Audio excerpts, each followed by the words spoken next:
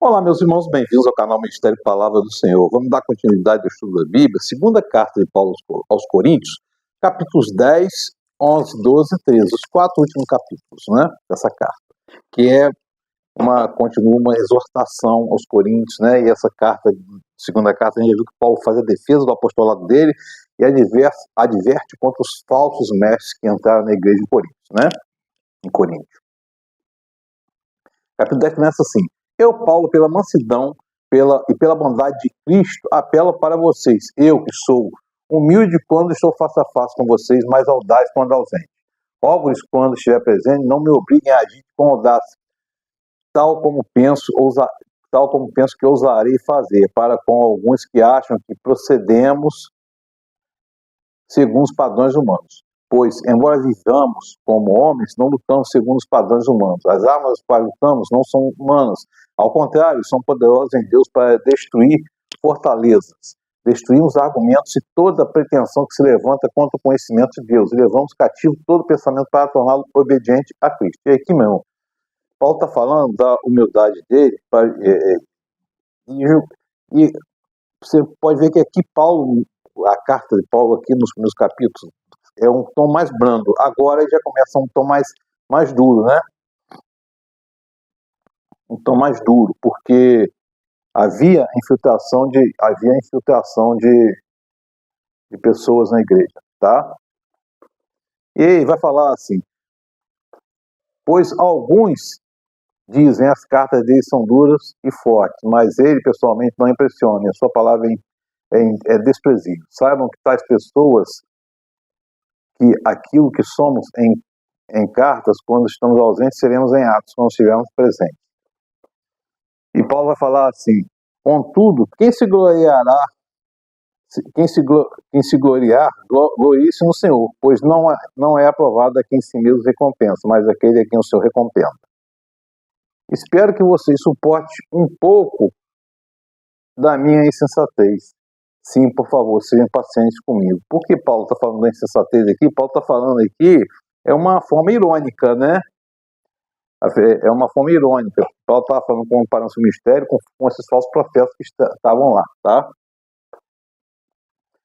Pois se alguém lhes vem pregando um Jesus que não é aquele que pregamos, ou vocês acolhem um espírito diferente do que acolheram, ou um evangelho diferente do que aceitaram, vocês o toleram com facilidade. Todavia, não me julgo nem um pouco inferior a esses superapóstolos. Outra ironia de Paulo aqui.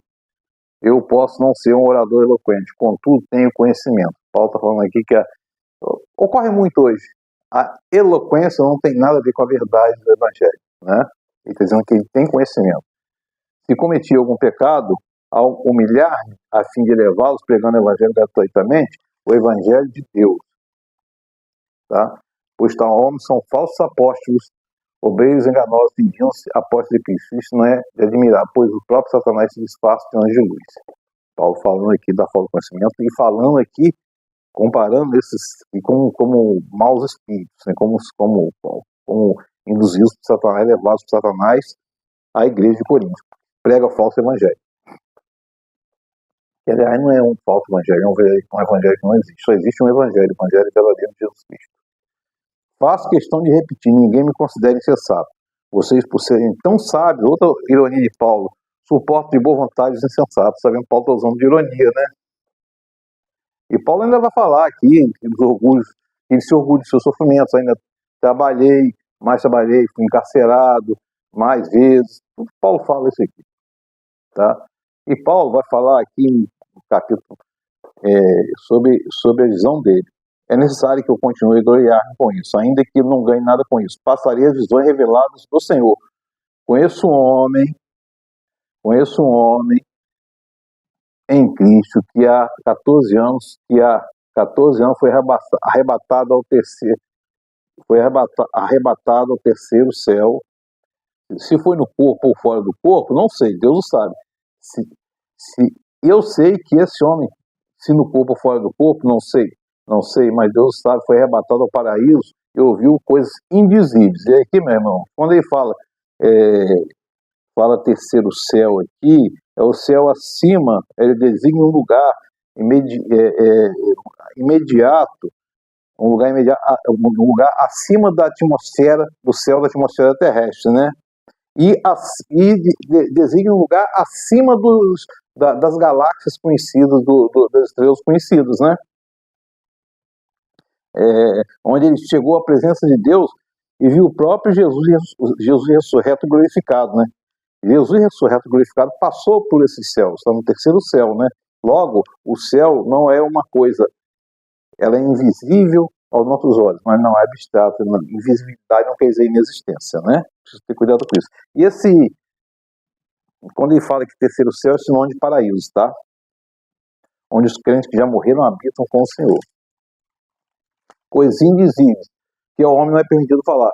Nesse homem me gloriarei, mas não em mim mesmo, a não ser em minhas fraquezas. Mesmo que eu preferisse gloriar, não seria insensato, porque estaria falando a verdade. Evito fazer isso para que ninguém pense a meu respeito mais do que em mim vê ou me ouve. Para impedir que eu me exaltasse por causa da grandeza das revelações, foi-me dado um espinho na carne, um mensageiro de Satanás para atormentar. 3 vezes roguei ao Senhor que tirasse em mim. Ele me disse: minha graça é suficiente para você, pois o meu poder se aperfeiçoa na fraqueza. Portanto, eu me gloriarei ainda mais alegremente nas minhas fraquezas, para que o poder de Cristo repouse em mim. Esse espinho na carne aqui, muitos tentam pensar o que é, o que não é, mas não tem nada escrito aqui, né? A natureza dessa aflição. E mensageiro de Satanás pode ser mesmo um espinho na carne, um sofrimento, ninguém sabe o que é. Minha graça é suficiente, é a solução melhor para retirar o espinho. É melhor, essa solução aqui, minha graça é suficiente, ela é melhor do que retirar o espinho na carne. Porque se você tem graça com o Senhor, está com dor, você fica em paz. Porque não é possível ter paz, shalom, sem a graça do Senhor, né? E vai falar advertências finais.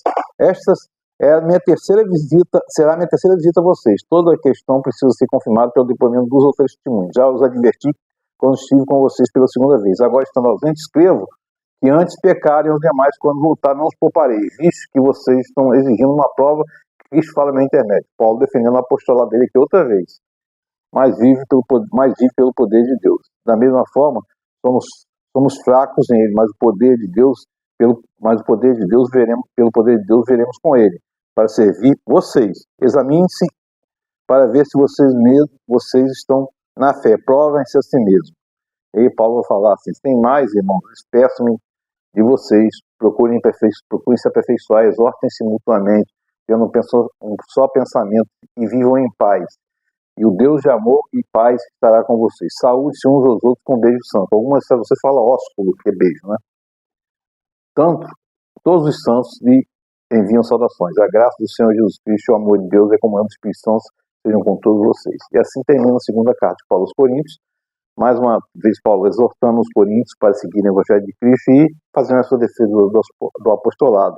Ele recomenda paz entre os cristãos. Aliás, paz entre os cristãos e paz dentro da unidade da igreja, né? O Espírito Santo de Deus esteja sobre nós, nos confortando, nos consolando. Amém. Deus nos abençoe.